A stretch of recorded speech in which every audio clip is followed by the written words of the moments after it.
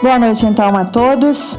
O SINDES, a entidade do sistema FINDES, sente-se honrado com a presença de todos que prestigiam a primeira edição do Conexão SINDES em 2018. Esta edição tem como tema Brasil, sem reforma da Previdência, para onde vai a economia? Gostaríamos aqui de registrar as presenças do presidente do sistema FINDES-SINDES, Léo de Castro, acompanhado da vice-presidente do SINDES, Cristine Samorini, anfitriões deste evento, que aqui recepcionam, então, nossa palestrante, economista Zeina Latifi, também a presença do representante do SINDES Jovem, Jairo Siqueira, e o presidente do IBEF Espírito Santo, Alessandro Dadalto, acompanhado do presidente do IBEF Jovem, Vitor Cid. A estas pessoas estendemos aqui um agradecimento especial pela parceria com o SINDES, que a cada dia tem se tornado mais forte. Obrigada ao IBEF. Estendemos os cumprimentos, então, agradecendo a presença de conselheiros, diretoria da FINDES, do SINDES, aos presidentes eméritos, presidentes de sindicatos, a todos que atenderam o convite nesta noite. Gostaríamos aqui de registrar que o SINDES é uma entidade que visa fortalecer o ambiente de negócios dos mais diversos setores da economia, tendo o associativismo como um dos seus pilares. Para conhecer um pouco mais a entidade e o que ela pode proporcionar ao seu negócio, acesse o nosso site www.sindes.org.br ou entre em contato conosco através do telefone 3334-5647. Será um prazer receber a todos. Associem-se. Para as boas-vindas oficiais, é convidado agora o presidente do Sistema FINDES-SINDES, Léo de Castro.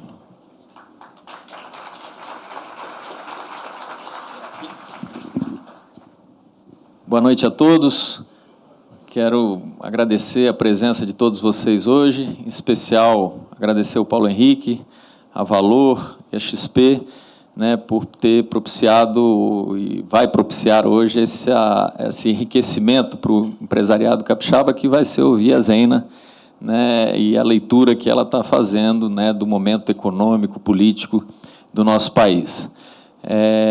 Nós, na Federação das Indústrias, estamos atuando fortemente para buscar o aumento da competitividade do setor produtivo no Espírito Santo. Isso, traduzindo, tem feito com que a federação se organize em torno de alguns pontos principais. Então, nós temos ações muito fortes na área de aumento de produtividade da indústria, de inovação, de desenvolvimento de mercado, de melhoria de ambiente de negócios, e também, que está conectado com tudo isso que eu falei, e está dentro da missão do SESI e do SENAI, que compõem o sistema FINDES, que é um programa de excelência em educação. O sistema FINDES, ele, no Espírito Santo, ele está presente em 58 dos 78 municípios do Estado. Nós estamos organizados em 15 regionais, atuamos na educação, na tecnologia, na saúde e segurança, na cultura, no lazer, e no relacionamento político-institucional. Hoje, aqui, a gente procura, no Conexão SINDES, sempre trazer um tema que a gente chama de tema quente, um tema que realmente comunique com as dúvidas, os questionamentos ou as oportunidades que os empresários têm e convivem no dia a dia. E nós, essa semana, assistimos uma mudança, em cima de uma questão que era muito importante para nós, que era a reforma da Previdência, onde o governo decidiu não enfrentar o tema, o argumento foi a questão da intervenção no Rio de Janeiro, mas a gente sabe que a dificuldade na defesa da tese do governo era grande, então a força do governo para aprovar isso estava comprometida, então, assim, juntou a fome com a vontade de comer e colocou isso um pouquinho para frente. Então, nós todos estamos acompanhando esse tema da reforma da Previdência, a Federação das Indústrias, junto com as demais federações, transporte, agricultura, comércio, né, desenvolveu várias campanhas de esclarecimento da população por que a gente tinha que fazer a reforma e por que a gente tem que fazer a reforma. Então, assim, é uma mudança.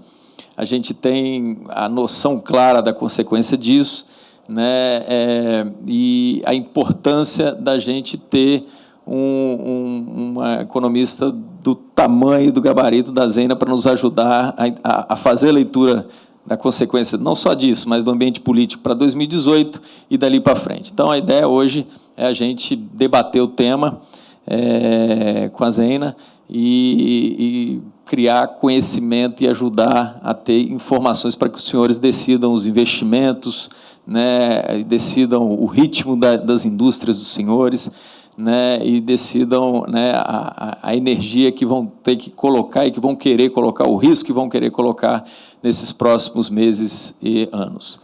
Então, eu agradeço mais uma vez a presença de todos, né, e, se a cerimonialista me permitir, eu já convidaria a economista Zena para conversar conosco essa noite. Muito obrigado.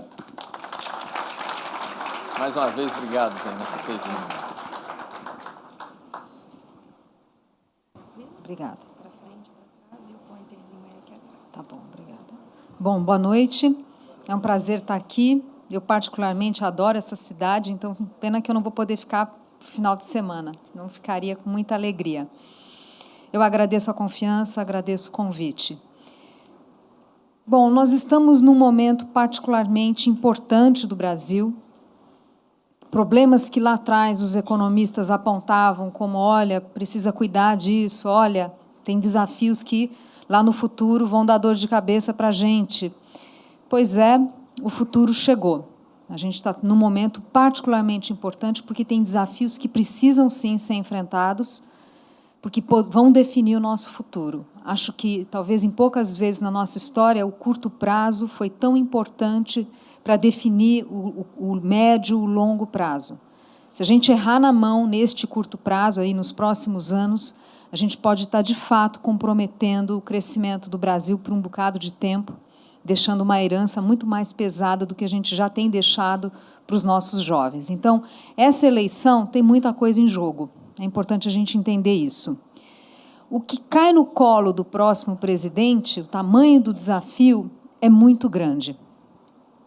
Então, o futuro chegou, e aqui o ponto principal é a questão fiscal. Vocês não tenham dúvidas que esta crise fiscal é a mais séria da nossa história.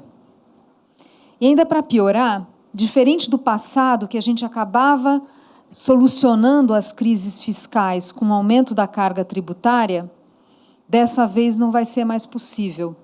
Politicamente muito complicado, e do ponto de vista econômico não seria uma decisão sábia, seria uma decisão bastante equivocada, por uma série de razões. Para começar, porque a gente tem uma carga tributária que é muito complexa, muito injusta do ponto de vista social, muito distorsiva, penaliza particularmente a indústria, penaliza o setor produtivo e particularmente a indústria, que é quem tem carga tributária mais elevada.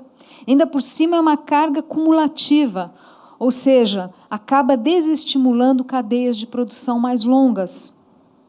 Daí não tem como ser competitivo, né? Ela é complexa, ela tira recursos, tira energia dos empresários para conseguir cumprir ali todas as normas. Tem sempre uma portaria nova.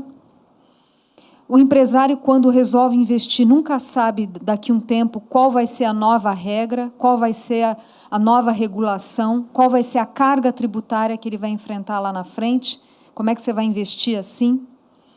Então, imagina, aumentar uma carga tributária que já é tão doente, que é tão, enfim, distorsiva, anacrônica, seria uma péssima ideia. Ainda se fosse para financiar investimentos e educação de qualidade, de repente a sociedade toparia. Mas não, é para financiar a ineficiência, ou para financiar políticas públicas equivocadas, que estão várias aí. então não seria uma decisão sábia. Além disso, tem um fato concreto, que os gastos no Brasil eles estão crescendo automaticamente, e uma das razões principais é o próprio crescimento da Previdência. Por quê? Porque estamos envelhecendo. O país envelhece rapidamente, e os gastos com a Previdência crescem e vão crescer num ritmo acelerado nos próximos anos. Já estão crescendo e vai intensificar essa velocidade, por questões demográficas. Portanto, se a gente for fazer a solução por carga tributária, má notícia, todo ano vai ter que fazer uma CPMF. E a gente sabe que não dá. Portanto, é um ajuste fiscal que precisa ser feito, que é de corte de despesas. Não tem jeito. E cortar despesas é difícil para burro. As gorduras já foram cortadas. É claro que uma reforma administrativa seria fantástico, mas, infelizmente, não seria suficiente. Quando a gente olha o orçamento público, ele já está praticamente todo ele comprometido com gastos obrigatórios, a começar pela própria Previdência. E outras despesas obrigatórias que você tem, não tem jeito. Então, significa que, para cortar gastos, você tem que fazer reformas estruturais. Pois bem, essa é uma agenda muito indigesta, porque na hora que você fala em cortar despesas, você está tendo que dar más notícias para vários grupos, para a sociedade. E a sociedade reage. A sociedade sempre fala, mas no meu não, o do outro. E nessas horas, infelizmente, todo mundo se acha especial. Mulher quer aposentar mais cedo que homem, apesar de viver mais. Funcionário público se acha especial. Se for do judiciário, então, se acham mais especiais ainda. Cada um tem a sua história para contar. E vocês sabem que na própria indústria também. Cada um tem uma história para contar. Mas o problema é que, se a gente não tiver, de fato, uma coordenação, por isso que precisa de um bom político, para fazer esse ajuste, a gente vai dar abraço de afogado. Então, é muito importante uma maturidade do país para a gente conseguir avançar, e políticos com clareza e com capacidade política para avançar nessa reforma que é difícil. Ninguém quer. A gente hoje é um país que está com déficit público, essa linha azul, da casa de 2%. Quando tira aquilo que é receita transitória, o déficit é maior ainda, na casa de 3%. A gente teria que ter um superávit, ou seja, essa linha azul tinha que estar no canto de cima, no território de cima, a gente teria que ter um superávit entre 1% e 2%, para que a dívida pública, como proporção do PIB, que é essa área achurada em cinza, se estabilize. Então, precisa fazer um esforço fiscal maior para a dívida parar de crescer. Por que é tão importante acomodar essa dívida pública, estancar esse crescimento que a gente iniciou ali na gestão Dilma? Porque quando a dívida pública cresce nesta velocidade, em algum momento os poupadores, os investidores começam a desconfiar da capacidade do governo de honrar essa dívida, começam a temer o calote. A consequência disso é comprar menos título público, é comprar dólar e mandar para o exterior, é comprar imóvel. A gente já viu isso na década de 80. A gente estava chegando num quadro próximo disso. Estávamos caminhando para isso ao final do segundo mandato da Dilma. Ao final, ali início de 2016, para vocês terem uma ideia, o mercado futuro de dólar precificava ou esperava, agora para 2018, que a cotação do dólar estaria em R$6. 6. Era a aposta de muitas casas de investimento, que ia até além. Bom, gente, está em 3,30. Abaixo até, A inflação embutida nos títulos públicos que são indexados ao IPCA, indexados à inflação, a inflação embutida ali, A expectativa é que para 2018 a inflação já estivesse próxima de 10%. Está em 3%. Os economistas lá no início de 2016 discutiam o risco do Brasil já estar caminhando numa patologia da economia que se chama dominância fiscal, que é quando a confusão fiscal é tão grande que as pessoas começam a ter medo de calote e a expectativa da inflação sobe e o câmbio vai embora e o Banco Central, nessas condições, perde o controle da inflação. Era essa a discussão, por isso que o mercado financeiro estava desse jeito. A gente não enxergava fundo do poço. O Luiz Stuberger, grande lenda do mercado financeiro, grande gestor do Fundo Verde, alertava, no fundo do poço tem um alçapão. Então, o que aconteceu? Né? O que aconteceu? Por que a gente mudou essa realidade? Porque começou a arrumar essa agenda fiscal e trouxe uma agenda para o país. Nós temos hoje uma agenda. O que trazia desespero ali, no final na gestão Dilma, é porque não sabia o que fazer. Era uma crise instalada, todo mundo sabia que ainda ia piorar mais, e era um governo que não sabia para onde ir. Não tinha, era médico que não conseguia fazer diagnóstico. E o paciente ali padecendo. Nós temos uma agenda em que o ponto essencial, que o primeiro ponto é a questão fiscal. Na hora que você traz essa agenda e começa a direcionar esforços para isso, monta time econômico, monta time, né, comprometido, e aqui a importância da secretária Ana Paula Vescovi é essencial. Vocês não fazem ideia a qualidade do trabalho que ela faz. Vocês como capixabas, têm que ter muito orgulho, porque é excepcional o trabalho dela. Aí você começa a arrumar a casa. Agora, existe ainda uma expectativa de reforma. Esse trabalho não está completo. Falta a reforma da Previdência. Sem a reforma da Previdência, não vai ter como estabilizar a dívida pública. Não vai ter. A gente já vê a manifestação desse colapso das contas públicas em vários estados e até no nível federal. É estado que não consegue pagar a folha de pagamentos, a folha do funcionalismo, é ponte que cai em Brasília. No nível federal também. A gente abre o jornal meia volta, porque não tem dinheiro para pesquisa, porque não tem dinheiro para ciência, porque não gastou o que devia com tal coisa. Bom, a espinha dorsal do ajuste fiscal é a Previdência, é o gasto que mais pressiona as contas públicas. Em 2016, a gente gastou mais de 13% do PIB com a Previdência, isso, INSS mais servidor nas 3 esferas de Estado. A gente gastou 13%, mesmo sendo um país ainda jovem, ou seja, com poucos idosos em relação à população em idade ativa. O problema é que a gente está envelhecendo rapidamente, por questões que, né, são conhecidas. Na década de 60, as mulheres tinham, em média, 6 filhos. Hoje, 1,9. Não repõe o casal. Além disso, para quem chega aos 60 anos, a expectativa de vida para as mulheres é ir até 85, os homens, sinto muito, é 80. Mesmo assim, mulher quer aposentar mais cedo, alegando questões culturais que mudam com o tempo. Lá tinha 6 filhos, agora já não tem tanto. Enfim.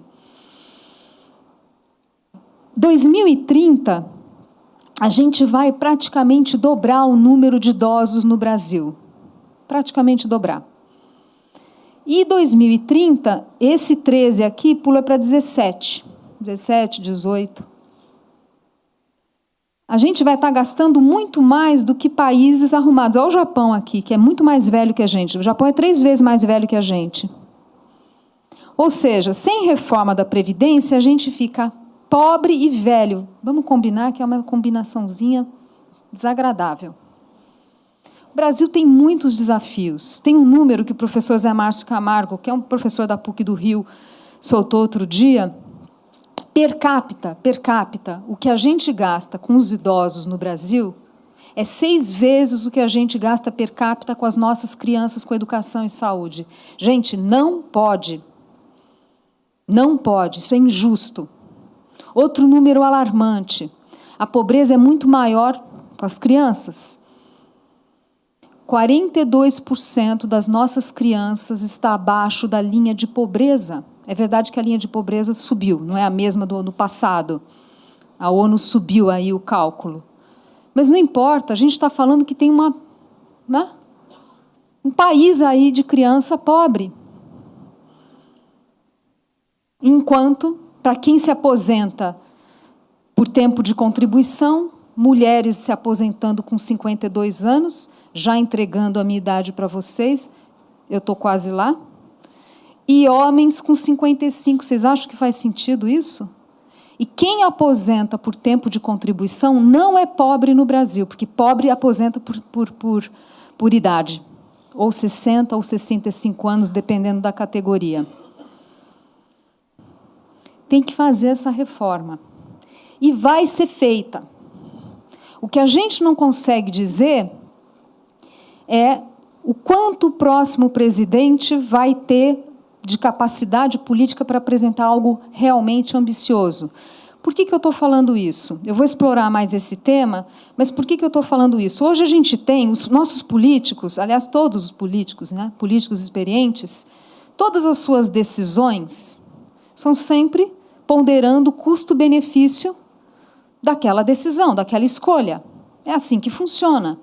Hoje, o custo-benefício para o presidente Temer fazer uma reforma da Previdência é um custo muito alto, custo político muito alto.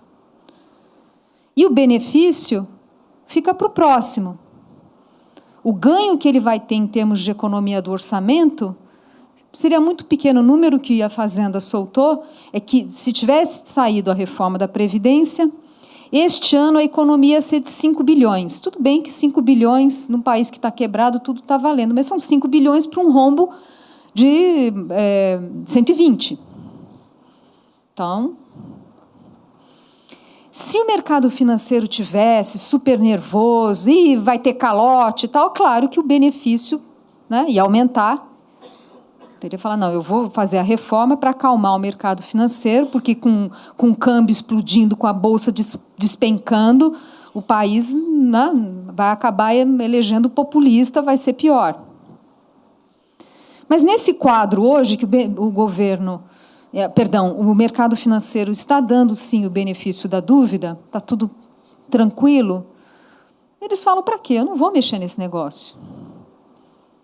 Agora, vejam que a relação custo-benefício para o próximo presidente é totalmente diferente. Está em início de mandato.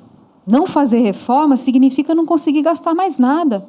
Aliás, pode significar não terminar o mandato, porque vai estar, provavelmente, não respeitando essas amarras constitucionais que limitam o crescimento do gasto público no Brasil. Tem duas, regra de ouro e regra do teto.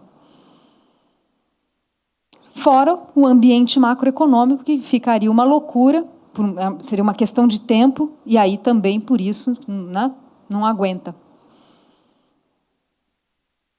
O custo-benefício para o próximo presidente cai bastante. Então, vai ter reforma. A questão é, de fato, do quanto pode se entregar. Claro que, quanto mais o mercado financeiro aí estiver dando esse benefício da dúvida agora, claro que a cobrança em cima do próximo presidente vai ser enorme. O próximo presidente não vai ter lua de mel, não. O time de transição vai ter que trabalhar muito, porque quando ele tomar posse, ele vai ter que estar já com as coisas, vai ter que já mostrar a que veio. Essa é a consequência dessa postura agora dos investidores, enfim. A outra coisa que cai no colo do próximo presidente é a própria decepção, a própria desconfiança da sociedade. E aqui eu quero falar da economia. Não é uma questão, né? Aqui eu, como economista, vou puxar a sardinha para o meu lado. Essa crise que a gente viveu foi uma crise muito grave. Foi uma crise que mexeu com famílias e empresas. Chefes de família perderam o emprego. Diferente, é a primeira vez que a gente viu crise no Brasil trazer essa estatística de perda de emprego por chefes de família. As empresas passando por dificuldades financeiras e ainda agravando o quadro do desemprego, porque uma empresa que não consegue nem ter crédito para capital de giro vai demitir. Foi uma crise muito séria, cuja origem é fiscal, mexeu onde não podia, em princípios básicos de política econômica. Não foi crise importada. Esse gráfico aqui da esquerda, que eu coloco a produção industrial do Brasil contra o resto do mundo, então a do Brasil é a linha cinza, o resto do mundo é azul, e aqui emergentes, só para, né, ter uma noção, a gente tinha que crescer no ritmo dos emergentes, né? Somos um país de renda média, com tantos desafios sociais, mas como a gente tem custo Brasil, eles não têm, a gente tem potencial de crescimento menor, então... Agora, apesar de tudo, a gente vinha acompanhando o resto do mundo. Aí não aguentou, né? Os equívocos de política econômica machucaram. A indústria foi o setor que sentiu primeiro. Por que a indústria sentiu primeiro? Primeiro porque a indústria é a mais sensível, a que mais sente o custo Brasil. A indústria tem carga tributária mais elevada, a indústria sofre a deficiência de infraestrutura, sofre a deficiência da qualidade da mão de obra. E lembrando que a carga tributária elevada vem junto também com toda essa complexidade. E a indústria, diferente do setor de serviços, que consegue ainda repassar alguma pressão de custos para os preços finais, eu não vou cortar meu cabelo na Argentina porque a minha cabeleireira aumentou o preço. A indústria, pois é, não consegue repassar. Os erros de política econômica foram, portanto, sentidos primeiro pela indústria. Na hora que você exagerou no estímulo da economia, taxa de desemprego caiu além do que o país suporta, salários crescendo além do que o país suporta, foi uma pressão de custo que a indústria não aguentou. Então, no final, aquela inflação que a gente viu machucou mesmo. Machucou esse setor porque as margens não, né, foram sendo deprimidas. Margem deprimida, você não investe. Se você não investe, a sua produção alguma hora vai cair. E aí é óbvio que a indústria começa primeiro, mas acaba arrastando todo o sistema, porque era um país que estava doente. A outra coisa, e isso é importante, essa reflexão, todas aquelas medidas de intervenção do governo na economia, a intervenção do Estado na economia, que muitas vezes foram celebradas, elas não funcionaram. É forçar a barra no corte de tarifa de energia daqui, é conteúdo nacional dali, desonerações tributárias sem pensar no que está fazendo, sai fazendo. Não funcionou. BNDES, a tal política de campeões nacionais deu errado. Ela não aumentou o investimento das empresas. É só ver, todas que estavam ali no Campeões Nacionais, está tudo quebrado. Para a gente recuperar a renda per capita pré-crise, se a gente crescer 3% nos próximos anos, e crescer 3% não é tão pouco assim, dada a nossa atual realidade. Se a gente conseguir crescer 3% de forma sustentada nos próximos anos, quer dizer que a gente já está arrumando a casa. Nós vamos precisar de 5 anos para recuperar o PIB per capita pré-crise. Então, mesmo esse ano as coisas melhorando e vão melhorar, tem muito trabalho que vai precisar ser feito pela frente. O medo do desemprego nas alturas. Não é à toa que os jovens estão tão irritados. Não é à toa.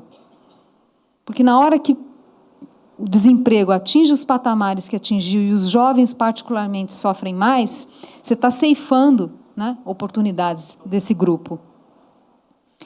Bom, essa insatisfação, ela vai continuar ainda presente, vai diminuir, vai. Esse ano, certamente, a gente vai melhorar as condições econômicas.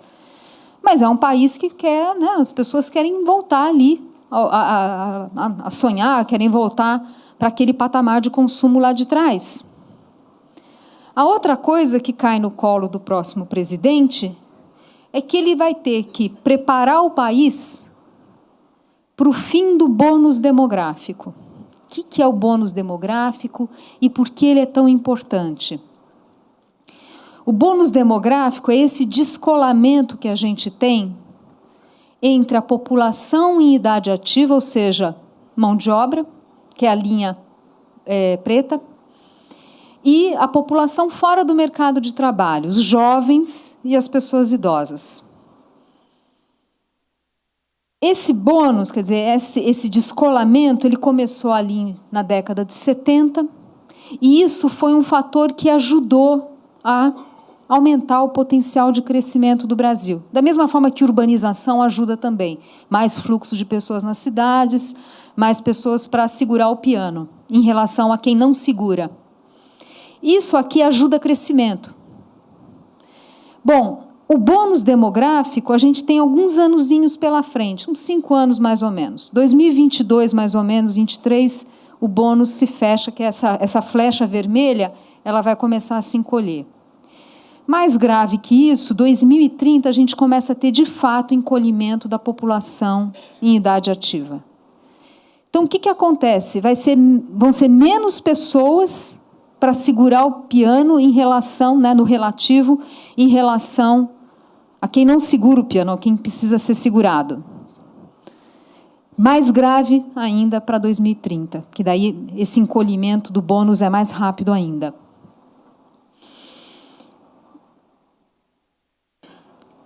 Se são menos pessoas para segurar o piano, cada uma delas vai ter que ser mais musculosa. O que significa ser mais musculosa? Ser mais produtiva. E a produtividade no Brasil, ela está estagnada. Então, o próximo presidente tem que avançar, dar continuidade e avançar nessa agenda de melhora do ambiente de negócios, que eu fico muito feliz que seja a agenda de vocês aqui do Findes, que é a agenda progressista, é a agenda moderna, para destravar a produtividade, para que cada trabalhador seja mais produtivo. A nossa produtividade, essa linha preta, ela está praticamente estagnada desde meados da década de 80. Não atrapalhou nosso crescimento porque a gente tinha bônus demográfico, enfim, tinham outras coisas acontecendo. Com o Fernando Henrique ensaiou uma recuperação, com o Lula ensaiou uma recuperação, com os equívocos da Dilma, caiu. A produtividade caiu nos últimos anos. Por causa dessa maluquice na política fiscal, enfim, no ambiente macroeconômico e também tanto intervencionismo estatal que deu errado. Hoje, o nosso trabalhador produz 25% do que o trabalhador nos Estados Unidos. 25%. E má notícia, a gente é ruim em todos os setores. A gente apanha em todos. Só se escapa a grande propriedade rural e a gente sabe por quê, que realmente aí é uma outra história.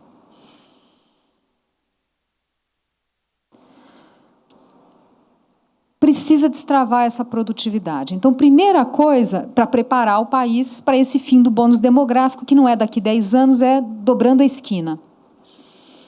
É dar continuidade. Felizmente, essa agenda já começou. Felizmente, a gente teve reforma trabalhista, essa reforma já começou, essa agenda já começou. Mas tem muita coisa que precisa ser feita. E essa não é uma agenda fácil. Tecnicamente é difícil, você tem que estudar os casos, as experiências lá de fora. É uma agenda que também enfrenta a resistência, muitas vezes, dos setores. Cada distorçãozinha no Brasil tem dono. Nem que seja o cara do cartório que não quer acabar com burocracia porque ele ganha lá carimbando. Mas sempre tem um dono, sempre tem um dono. Não é uma agenda fácil, mas ela já começou. A outra boa notícia é que ela faz muita diferença. Essa agenda, ela tinha sido começada no primeiro mandato do Lula. Todo mundo anda meio de bronca com o Lula, mas é importante entender que ele teve também a sua contribuição para o país, ainda que por pouco tempo. Ele tocou ali uma agenda microeconômica de muitas reformas em que 2 setores foram particularmente beneficiados: construção civil e mercado de crédito. E foi incrível a capacidade de recuperação da economia. A reação da economia foi muito forte. Trocando em miúdos, o que eu estou falando é o seguinte: olha aqui, a gente é torto para burro, a gente tem um monte de distorção e faz toda a diferença do mundo quando a gente começa a eliminar. A capacidade de reação do setor produtivo é forte. É forte. Então, a gente pode se surpreender com os ganhos de produtividade que a gente vai poder ter se a gente avançar de verdade nessa agenda, que ela ainda está muito tímida. Vamos ver. Mas cai no colo. Tem que tocar esse negócio. Se não entregar, a gente vai ficar crescendo ali pouquinho, menos de 2%. É isso. Porque não vai ter a demografia para ajudar. Bom, falar em produtividade, a gente tem que falar em educação. Esses 2 gráficos aqui, eu sei que são difíceis de enxergar, eles são bem indigestos. Na verdade, o segundo é... Bom, hoje a gente tem, na nossa pirâmide etária, o número máximo, né? A gente tem hoje na nossa sociedade o número máximo de jovens. Então, o gráfico da direita é o número de jovens entre 15 e 29 anos, e aquele platô lá em cima é o momento que a gente está agora. A partir de 2022, começa a cair o número de jovens. Essa moçada é que vai segurar o piano. Tem que cuidar dessa moçada. E o quadro não está bom. Para começar, os indicadores de escolaridade, apesar da gente ter aumentado tanto o gasto com educação no Brasil, a gente gasta 6% do PIB, a gente gasta mal. Porque a gente gastou muito. Dizer que os políticos não se preocupam com a educação seria injusto, porque aumentou muito o orçamento com a educação. O problema é que a gente está gastando mal. Para começar, a gente investe muito em universidade pública gratuita. Não tem problema em universidade pública. O problema é ser gratuita para todos. Hoje, o orçamento do MEC, 60% dele é para a universidade pública, 60 e 40% é para ensino fundamental. Antigamente era equilibrado, que já não era bom. Equilibrado já não era bom. E mesmo aquilo que a gente gasta no ensino fundamental, a gente não está gastando direito. Os nossos alunos ficam pouco tempo em sala de aula e a evasão escolar é enorme, que distingue o Brasil das outras experiências, de países parecidos com a gente, Colômbia, Peru. Nossa evasão é muito alta. 20% dos nossos jovens são nem. Vocês já ouviram essa expressão? A geração nem estuda, nem trabalha, nem quer nada com a vida. E por que não estuda? Porque a escola não consegue segurar. Má notícia, a evasão escolar, ela está associada à gravidez precoce das meninas e os jovens, os meninos, entrarem na criminalidade.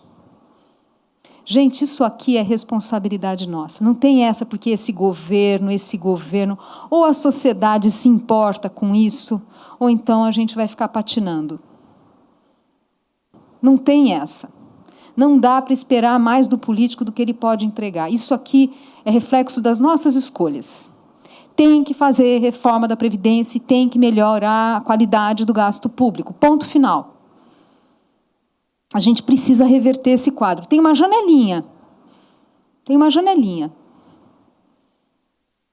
Agora, para não ficar todo mundo tão deprimido, tem histórias de sucesso em educação, viu?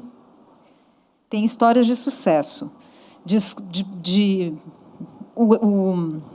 O caso clássico, que é referência nessa literatura no Brasil, é a experiência de Sobral, no Ceará. O Cid Gomes, pode até parecer meio biruta, mas fez um tremendo trabalho. a sua secretária de Educação, que hoje é vice-governadora, fez algo como colocar a meritocracia na escola, quer dizer, diretor e professor em que a escola, né, em que os alunos aumentam o rendimento, vão ser valorizados. E afasta professor que não sabe dar aula, que não, né, põe o sujeito carimbando o dia inteiro, não tem problema, fica lá carimbando o dia inteiro. Você paga para o sujeito não atrapalhar, porque é melhor isso do que ele ensinar matemática errado. Aliás, outro número, apenas 9% dos nossos jovens ingressam no ensino médio sabendo o que deveriam de matemática. No PISA, que é aquele prova internacional para medir a qualidade dos alunos, 70% dos nossos alunos não sabem matemática básica. Isso aqui não tem jeito.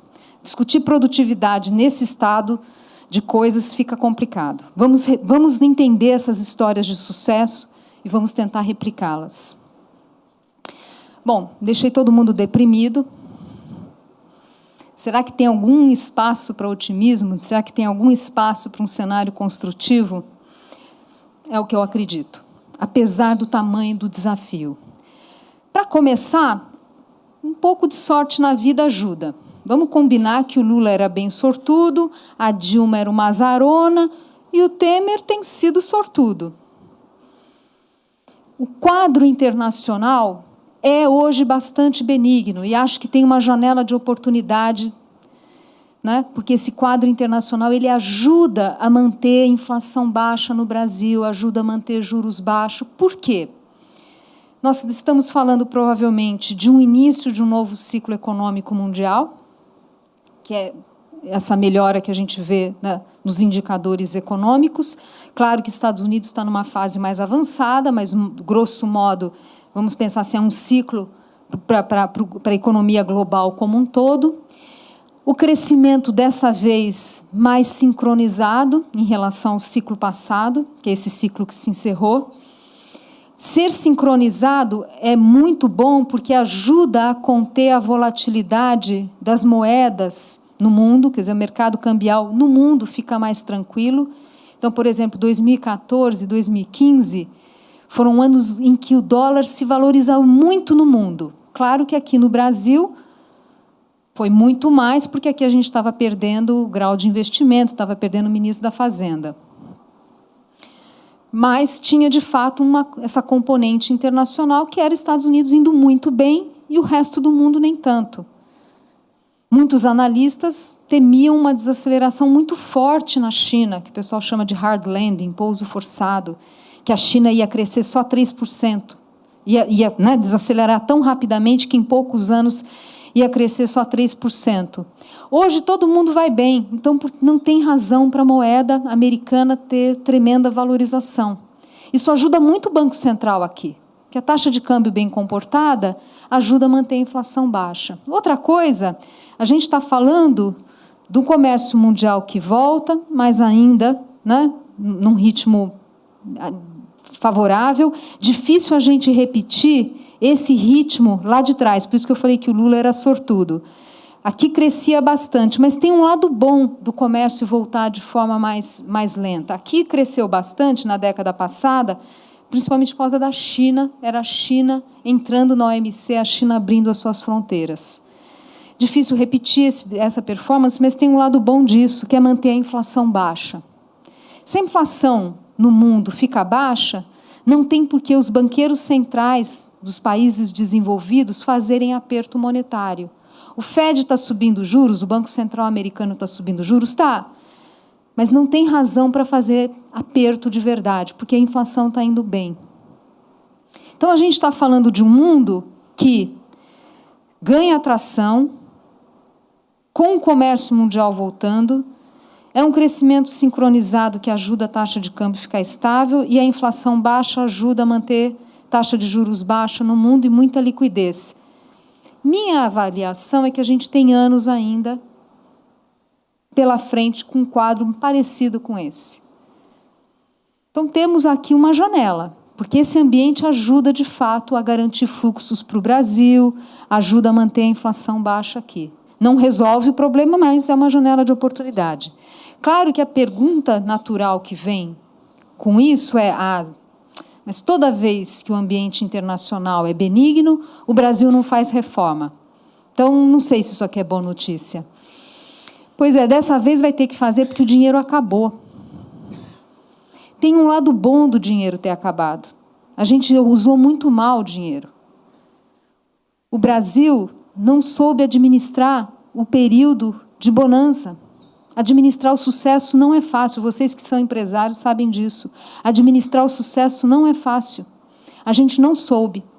A gente se atrapalhou. Achou que era para sempre, né?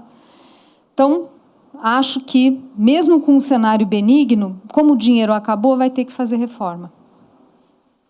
Agora, é muito melhor fazer reforma com o ambiente macroeconômico tranquilo do que o câmbio explodindo, a Selic explodindo, daí é difícil. Então, temos que aproveitar essa janela. A outra coisa é que a gente já começou o ajuste da economia. Falei para vocês aqui o trabalho para começar a arrumar essas contas públicas. E a gente já colheu frutos disso. Já começamos a colher. A queda da inflação que o Brasil assistiu ano passado, entendam isso como a febre do paciente que cedeu porque o médico acertou o diagnóstico e o tratamento. Qual o diagnóstico? Tem que arrumar o fiscal. Regra de bolso para vocês. Toda vez que a gente vê país com inflação teimosa, como era o quadro que a gente estava vivendo, invariavelmente isso está associado a excessos fiscais. Isso está para lá de documentado na literatura econômica. A sorte ajudou na queda da inflação? Ajudou. Safra agrícola, o câmbio, que eu já citei, mas só a sorte não teria feito isso. A sorte ia gerar uma queda transitória e logo a gente ia ter subida da inflação, tudo de novo. Diagnóstico certo e tratamento certo. Dessa vez não vai dar para fazer CPMF. Dessa vez a gente vai ter que fazer coisa mais séria. A inflação ter caído, às vezes eu vejo alguns jornalistas, enfim, falando assim, a inflação ia cair de qualquer jeito. Com essa crise, claro que a inflação ia cair. Não é verdade, a gente podia estar numa outra patologia, que era aquele cenário em 2016, que se chama estagflação. Estagnação mais inflação. A economia está de joelhos, mas uma vez que o fiscal está uma bagunça, a inflação sobe mesmo assim, que é a tal patologia, né, parente da patologia de dominância fiscal que eu falei para vocês anteriormente. Portanto, a queda da inflação, gente, é um sinal que estamos no caminho certo. Isso aqui já tem um papel importante para acalmar a sociedade. Não é coincidência que nos protestos de 2013, naquele momento, a inflação de alimentos era 15%. O descontentamento, o desconforto da sociedade era bastante claro. Os nossos jovens que não viveram a inflação, só quem tem cabelo branco viu a inflação do Brasil, sem saber estavam indo para as ruas protestar. Achavam que estavam protestando contra a tarifa de ônibus. Não, era inflação. Isso é um valor hoje da nossa sociedade. Que bom. Isso aqui é um fator que já ajuda a acalmar. E, obviamente, o benefício disso é que você corta juros e o diabo dessa política monetária é que ela funciona. Esse gráfico eu vou abusar um pouquinho no economês. A linha azul eu chamo de condições monetárias. Quando ela está acima de zero, aqui olhando o eixo da direita, significa que o Banco Central está apertando as condições monetárias, está subindo além do que seria o estrutural necessário. Isso sempre descontando a inflação, tá? Em termos reais. Quando está abaixo da linha zero, ele está apertando as condições monetárias. Vejam que essa linha de condições monetárias, ela é praticamente o espelho dessa linha amarela, que é a variação do PIB. Aqui, no caso, medida pelo Banco Central, que é uma medida mensal de PIB. E com uma defasagem de 6 meses. Por que 6 meses? Por que esse gráfico, as linhas, uma está 6 meses na frente da outra? Porque é o tempo que a política monetária demora para fazer efeito concreto na economia. O Banco Central aperta o botão, demora um tempo para isso se traduzir em recuperação da economia. Tudo isso para dizer para vocês que a política monetária, que já está nesse campo de expansão, tem todo esse caminhão aqui, ó, para se materializar. A gente vai ter, sim, crescimento mais robusto esse ano, e está contratado. Vai ter. Então, ano passado colheu o corte, a queda da inflação e o corte de juros, esse ano colhe a recuperação da economia. Ah, mas o meu setor ainda não sentiu. Vai sentir. Essa crise foi uma crise barra pesada, essa recuperação ela vem em etapas, é diferente da crise de 2008, 2009, né, ali a passagem. Essa é uma crise que a gente criou, uma crise que mexeu mesmo nas condições financeiras da economia. Ela é mais difícil de ser superada. Vai em etapas. As pessoas compraram carro, comprou bens duráveis, por um tempo não vai poder comprar outras coisas, porque o orçamento está comprometido. Agora, no Carnaval, o setor de turismo está todo feliz. Parece que foi ótimo. Então, vai em etapas. Vai em etapas. Mas vai ter um movimento mais disseminado, né, de recuperação da economia. Claro que tem setor é mais, tem setor que é menos, mas isso vai ficar claro ao longo deste ano. Os consumidores estão ali, né, fazendo a lição de casa, reduzindo dívidas em atraso, que ainda é muito alta, mas já reduziu, e com a queda dos juros já não comprometem a mesma quantidade de recursos para pagar a dívida, para pagar a sua dívida. Então, o consumidor está ali, está melhorando, né? O crédito está voltando, o medo do desemprego ainda é muito alto, até porque eu acho que o governo tem uma tremenda dificuldade para explicar para as pessoas o que está acontecendo, né? Fosse o PT, já teria tirado isso de letra faz tempo. De fato, o PMDB não é um partido que consegue, né? O Temer não consegue se comunicar, mas estão caminhando. Provavelmente, este ano, a gente vai ter o consumo crescendo, portanto, acima do PIB.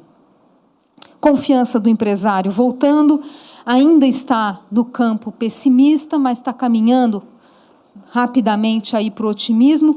Isso aqui é muito importante para aumentar contratações, né?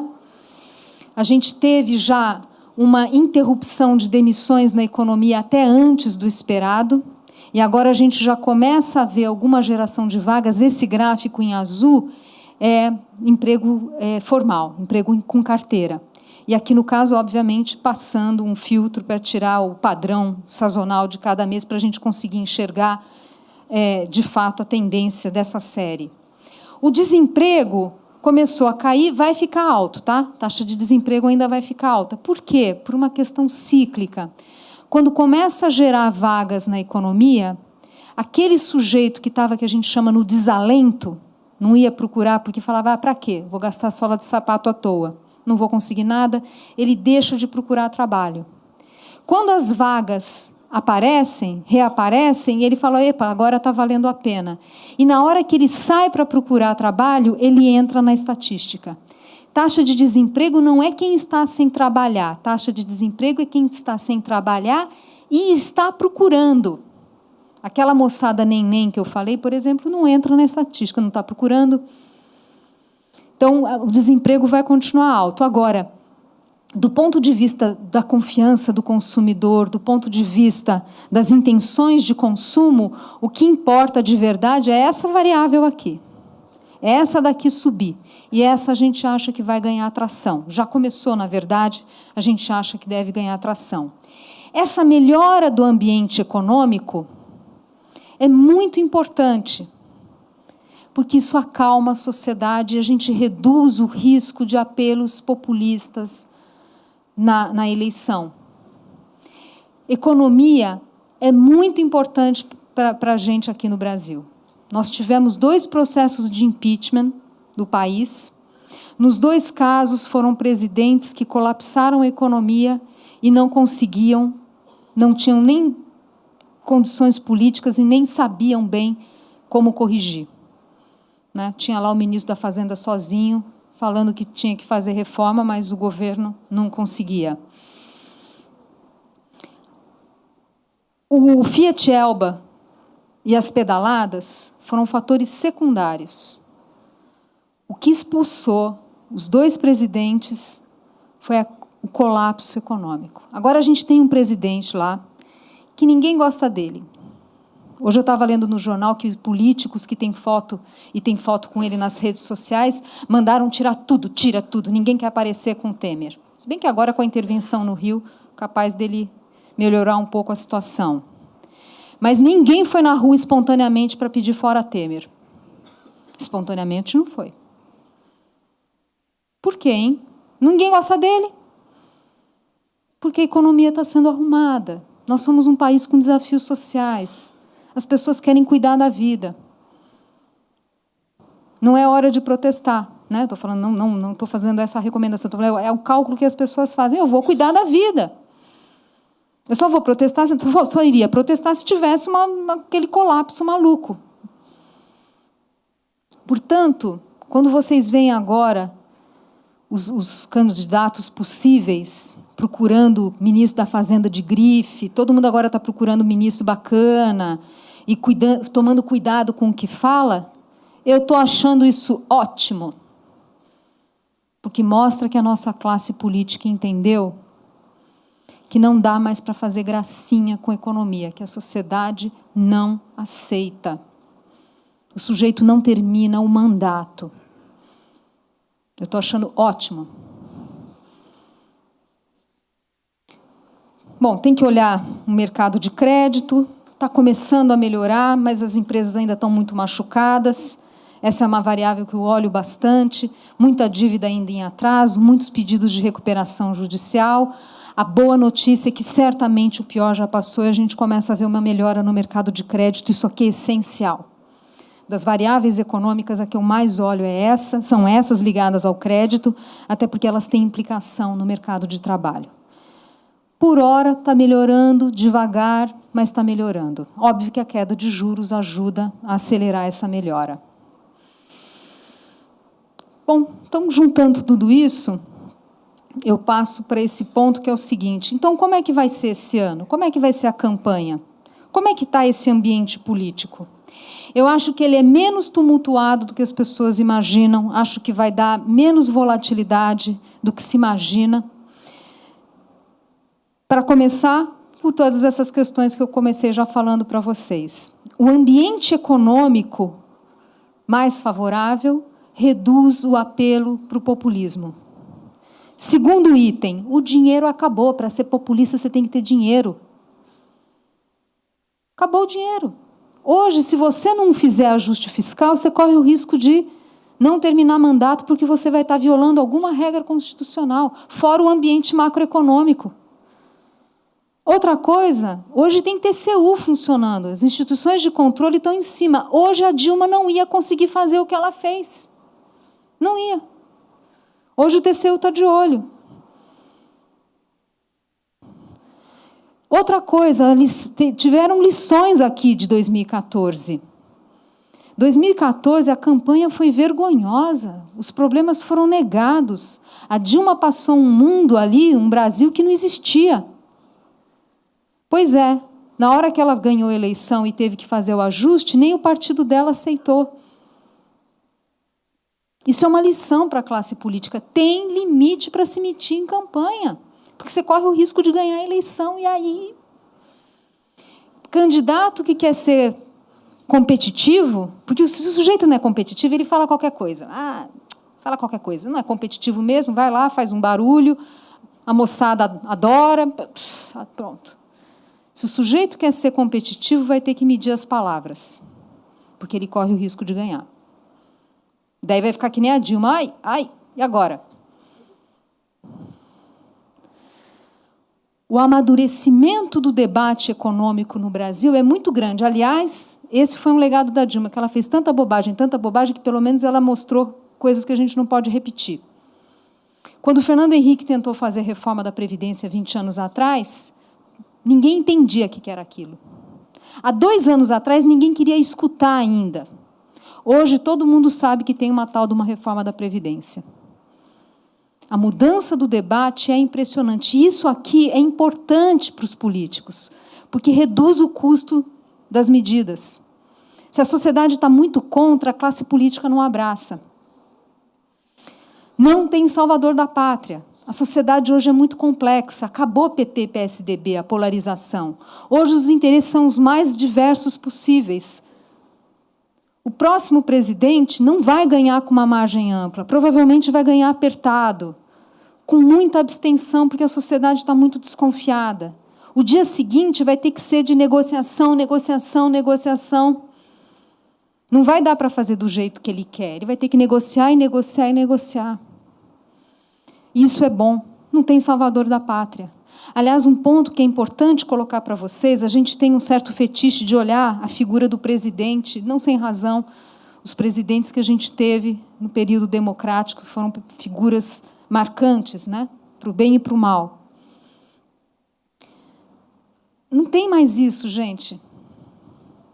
O que a gente tem que olhar é quem vai junto. Ai, mas aquele cara é tão sem graça. Tá, é sem graça. Mas e se ele tiver bons operadores políticos? E se ele tiver um time econômico competente? E se ele tiver ministros competentes? O Temer, por acaso, era alguma figura, né, carismática? Não. Mas fez um monte de reforma. A gente tem que olhar quem vai junto. E, certamente, quem é o vice-presidente também, né? Aqui no Brasil, vice-presidente. Outra coisa, essa ideia de que vai ter um monte de candidato, está tudo tão indefinido. Não! As campanhas custam caro e as novas regras eleitorais inibem muitos candidatos. Os partidos preferem direcionar os seus... A não ser que o candidato seja, né, ou ideológico ou muito bom, os partidos preferem não ter candidato a presidente e usar o seu dinheirinho para garantir vaga no Congresso, porque vai ter cláusula de barreira ali, virando a esquina também. Muitos nomes que a gente vê aí aparecendo não vão se viabilizar, porque os próprios partidos... Quando o sujeito vai, vamos discutir a minha candidatura, os partidos viram de lado, não, veja bem. Não são tantos assim. E aumentou muito a chance de ser alguém de centro. A esquerda está bem perdida. Não sabe o que faz. Lula com Lula, sem Lula. Bem confusa. E deu errado, né? Deu errado a política da Dilma. Outra coisa para colocar para vocês. Não é que está aparecendo um monte de nome maluco, de gente maluca. Tem pessoas arrumadas, tudo bem. Um tem tique nervoso, o outro é sem graça, tem de tudo. Mas são pessoas, a gente vê mesmo uma discussão de agenda. Existe agenda no país, não é que a gente está totalmente perdido. Então, tudo isso para dizer para vocês, ainda mais lembrando o pragmatismo da nossa classe política, que faz essa análise custo-benefício, é que eu acho que vai ser menos volátil do que se imagina, menos indefinido do que se imagina. E vamos ficar alguns meses em que a coisa vai ficar no reme-reme. Vai ser só depois da Copa, início da campanha, que essa coisa vai pegar. Mesmo em 2014, em que tinha muita preocupação, né? Não é preocupação, parecia um cenário muito binário, com a Dilma era uma coisa, com a Aécio era outra, mesmo naquelas condições, o mercado financeiro deu, sim, o benefício da dúvida. Quando a gente olha o comportamento de preços de ativos em 2014, a gente percebe que o comportamento deles não foi muito diferente daquilo que era esperado, dado o cenário internacional. 2014 foi um ano de valorização do dólar. Esse primeiro gráfico mostra o real no Brasil e a linha cinza, o dólar no Brasil, e a linha cinza mostra o dólar no resto do mundo. Claro que está em 2 eixos aqui, se eu colocasse todo mundo no mesmo eixo, o Brasil, o real, oscila muito mais. Mas fazendo esse truque aqui para a gente enxergar tendências, vocês podem ver que o quanto a moeda brasileira se depreciou em 2014 era dentro do esperado, ou quanto o dólar se valorizou em 2014 foi mais ou menos dentro do esperado. Mesmo mudando a métrica, comparando o Brasil com a média de América Latina, aliás, não é bem média de América Latina, a média de 4 países que são países arrumados: Chile, Peru, Colômbia e México. Eles são arrumados. Vocês veem que em 2014 a gente sofreu mais, mas também não foi muito mais. Que hora que a casa caiu mesmo? 2015, quando ficou claro que a Dilma não conseguia fazer o ajuste fiscal. Aí a gente teve uma reversão. Esse paralelo que eu quero fazer com vocês. 2018 vai ser um bom ano. O mundo ajuda, aqui a gente vai estar crescendo, a sociedade está mais calma, as ruas lotaram no carnaval. Vocês devem se lembrar que 2014 demorou para as pessoas se animarem com a Copa. Vocês lembram disso? Demorou, foi na véspera ali. Até as vésperas não tinha ninguém com bandeirinha do Brasil na janela, mesmo a Copa sendo no Brasil. Era um baixo astral danado. E o governo morrendo de medo de protestos. Hoje não, gente. Mudou a confiança. Por que a gente vai ter mesmo uma eleição tão, né, ou um mercado tão tumultuado assim? Penso que não. Agora, 2019 é ano da verdade. Ou faz ajuste, ou aqueles problemas todos que eu falei no início da minha fala, da minha palestra, eles vão aparecer de forma dura. O ano da verdade é 19, não é 18. Mesma coisa quando a gente olha a Bolsa. A Bolsa aqui, no caso, em dólar, a gente apanhou em 14, comparado à América Latina? Apanhamos. Os 4 da América Latina, apanhamos. Muito? Não. Não. Aí está todo mundo no mesmo eixo? Não. Onde a gente foi apanhar de verdade? 2015. Expectativa de inflação do mercado. 2014 estava bom? Não, não estava bom, não. 6%, não estava bom, não. Agora está em 5%, expectativa para frente, né? 2 anos para frente. Olha aqueles 10% que eu falei aqui para vocês. Olha como é que ficou em 2015, na hora que viu, e aí o início de 16, que eu comentei com vocês, que estava próximo de 10. O ano da verdade é 19, não é 18. 18 é um bom ano. Agora, vejam que para que a gente tenha condições de ter também um bom ano de 19, tem que ter essa entrega. E essa entrega precisa de apoio do setor produtivo. Não é o pobre que vai para a Avenida Paulista pedir reforma da Previdência porque tem medo de espiral inflacionária. Isso é uma responsabilidade de todos nós. É essencial que o setor produtivo dê apoio e fico muito feliz que isso foi colocado aqui inicialmente pelo Léo. Finalizando, que eu já falei demais, acho que eu já estourei meu tempo assim um montão, peço desculpas. Sim, é um momento particularmente importante, um monte de desafio, mas eu penso que hoje nós estamos muito melhor posicionados para lidar com esses desafios do que no passado. Não vai ser fácil? Não, não vai ser. Mas hoje eu acho que a gente está mais maduro para lidar com isso. Então, acho que dá para a gente ter, sim, uma visão construtiva. É isso, pessoal. Obrigada.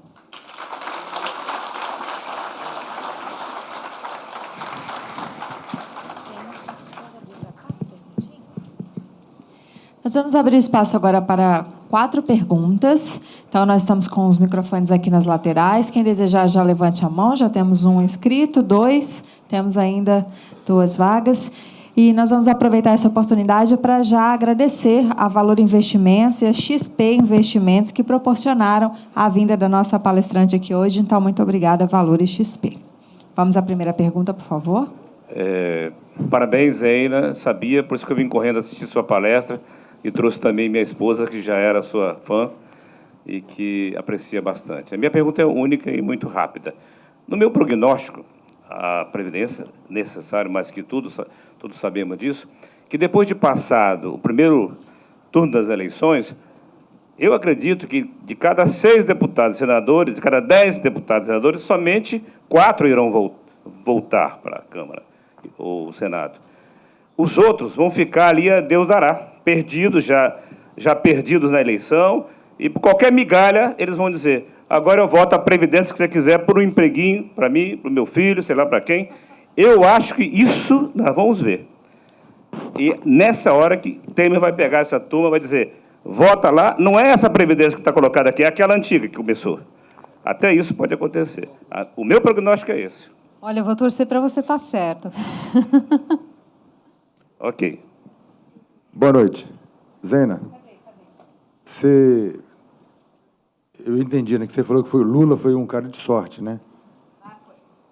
E foi a maior corrupção da história do mundo, né? Aí onde está a sorte aí?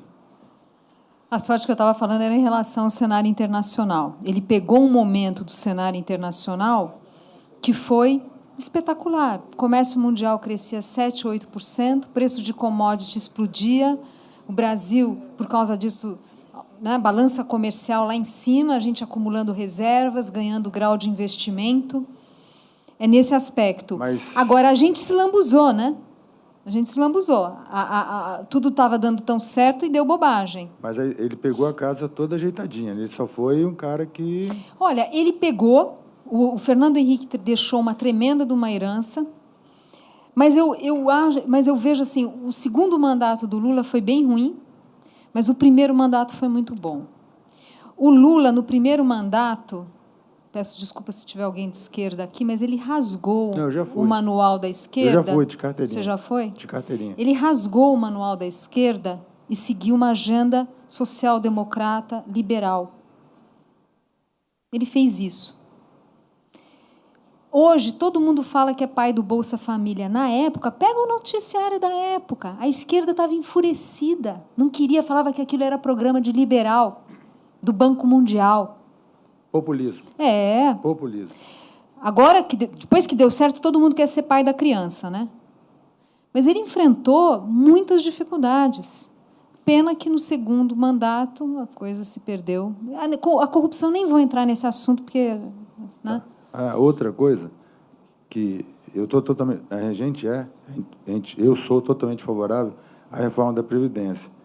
Mas não fica claro aí, por exemplo, que o povo que ganha aquela merrequinha que você falou é desse tamanhozinho. E o povo que ganha aquele dinheirão todo, como é que fica na reforma?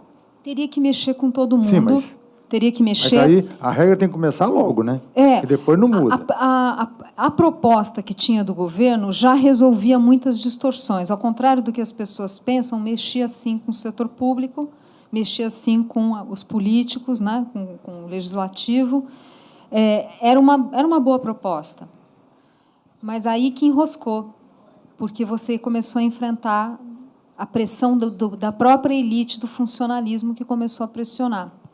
Por isso que é importante que o próximo presidente ele tenha credibilidade para conseguir fazer esse enfrentamento. Né? Não é brincadeira, não. Fazer esse enfrentamento não é brincadeira.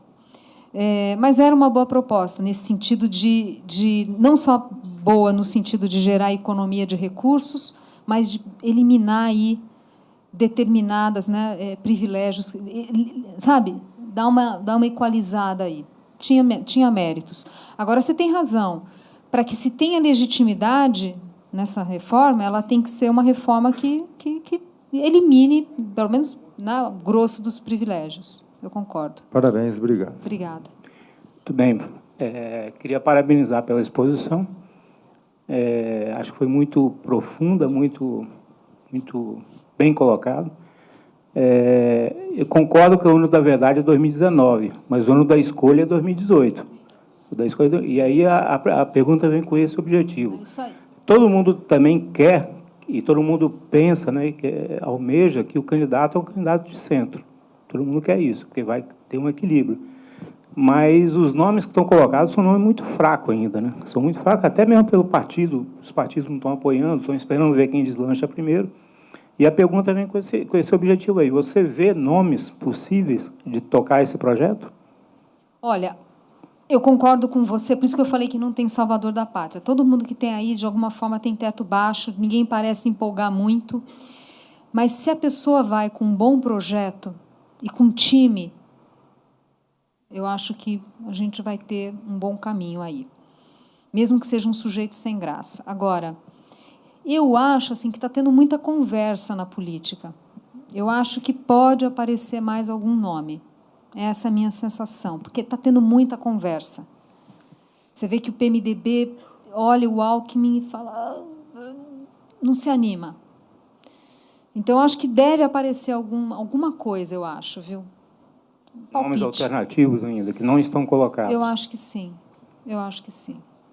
Mas, mesmo que não apareça, é importante a gente entender isso. Ganhou um sujeito chinfrim, que a gente acha chinfrim, mas se ele vai com equipe, de novo, o Temer também era chinfrim. Também era. Né? E demonstrou uma força política não plena, porque não conseguiu aprovar a Previdência, mas aprovou coisas que, nossa senhora, ele tem o Jucada ali, é verdade que tem os assessores dele que foram presos. Né?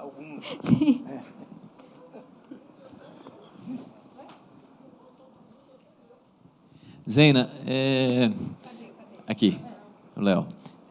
Dado que a inflação está mostrando ainda a tendência de ficar perto do centro da meta ou abaixo, você acredita ainda na continuidade do ciclo de redução da Selic esse ano ainda? Se continuar, vai ser muito incrementalzinho a mudança, né? É possível que o Banco Central, na próxima reunião, corte mais um cacareco? Parece que tem essa chance.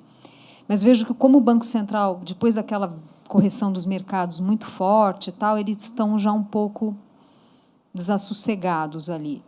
E na linha que, puxa, já cortamos tanto, você viu aquele gráfico que eu coloquei, já está bem estimulativa. Então, eu acho que, se tiver, é pouca coisa. Agora, o que eu acho que é importante, mesmo que seja pouca coisa, provavelmente a gente vai ter um período prolongado de juros bastante baixos no Brasil. Não acho que a gente vai ter alta tão cedo. Entendi. E como é que a gente faz, assim, na sua visão, assim, para grandes tomadores, médios, assim, essa redução chegou, né? Mas para grande parte da população o custo do dinheiro continua muito alto, né? Assim, pode culpar aí a concentração do sistema financeiro brasileiro, pode culpar a questão da inadimplência, enfim. Como é que você acha que a gente enfrenta esse desafio de fazer o dinheiro chegar num custo mais próximo do que é a Selic para um volume maior da população? Olha, o Banco Central, que também está fazendo um belo trabalho, tem a tal agenda Banco BC+, que já começou a mexer com essa agenda. Qual que é o problema principal do Brasil? Um é o peso da tributação, o peso dos bancos públicos que desequilibram esse mercado, enfim. Se alguém está pagando taxa de menos, alguém vai ter que pagar de mais, é isso. Se alguém está pagando meia entrada, alguém está pagando tarifa cheia. Então, precisa acabar com a meia entrada para todo mundo pagar menos. Mas tem enfim, agendas, e um ponto que é essencial aí, né, para se avançar, é que a gente precisa dar mais segurança no mercado de crédito. O que acontece no Brasil? Os bancos têm uma dificuldade muito grande para recuperar ativos. Então, na hora que o sujeito fica inadimplente, no Brasil, o banco só consegue recuperar 14%. Nos países arrumados, 70%. Nos Estados Unidos, 80%. Aí, o que o banco faz? Não é que os banqueiros são pessoas terríveis. O banqueiro fala assim, por que eu vou emprestar? Eu não vou recuperar? Se ficar inadimplente, eu não recupero? Então, essa roda ela tem que girar. A tendência do judiciário é falar, mas coitado do sujeito, ele está devendo, mas não vai tirar o carro dele, vai tirar a máquina dele, né, o empresário, não pode executar a garantia. Daí o banco fala, tá bom, não empresto para mais ninguém. Então, é um paternalismo que a gente tem que está nos fazendo mal. Mesma história do distrato. O distrato acabou, né? Por isso que tem essa proposta de reformar, de regulamentar. Porque quem que vai construir casa no Brasil se fala, puxa, tem um colega economista que dá um exemplo ótimo. Você vai lá no Alfaiate, encomenda o terno, o cara vai lá, pega dinheiro, empréstimo no banco, compra o tecido, monta o seu terno, daí na hora que né, vai ali costurar, você fala, eu não quero mais. Pô, como não quer mais? Eu já gastei, já fiz. Como é que faz? Então, assim, o paternalismo nos faz mal. São pessoas bem-intencionadas? São, todo mundo é bem-intencionado, mas está fazendo mal. A gente tem que dar mais garantias no Brasil. Isso é essencial. Você pode pôr 1000 bancos operando no Brasil. Aliás, se vocês forem olhar meu currículo, vocês vão ver um monte de banco ali, tudo desistiu do Brasil. Todo. Meu currículo está cheio de sopa de letras ali, de banco estrangeiro, que fala, chega, não quero mais saber do Brasil. Cheio. Então, a estrutura nossa é concentrada, não é porque tem uma conspiração dos banqueiros com o Banco Central. Não, não, não, é porque é difícil para burro trabalhar no Brasil. É processo trabalhista, é um inferno. Daí o gringo olha e fala, quer saber? Cansei, vou para o Chile, vou para qualquer outro lugar, vou para a Indonésia. Brasil não dá. A propósito, vai ser bom a gente ter um bom ministro da Justiça, né, para dar uma arrumada nessa bagunça. Acho que é isso, né, pessoal? Valeu, obrigada. Obrigada, Zena. Pedir que você aguarde só um minutinho para que você possa receber uma lembrança pelas mãos da vice-presidente do Sindes, a Cristine Samorini, por favor.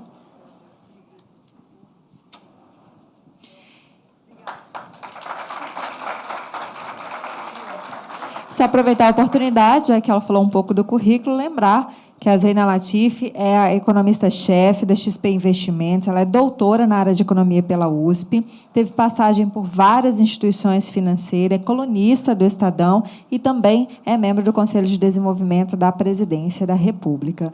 O Sindes agradece a presença de todos, convidando agora para um coquetel que será servido no Salão da Indústria, localizado no primeiro andar deste edifício. A todos, obrigada, tenham uma ótima noite.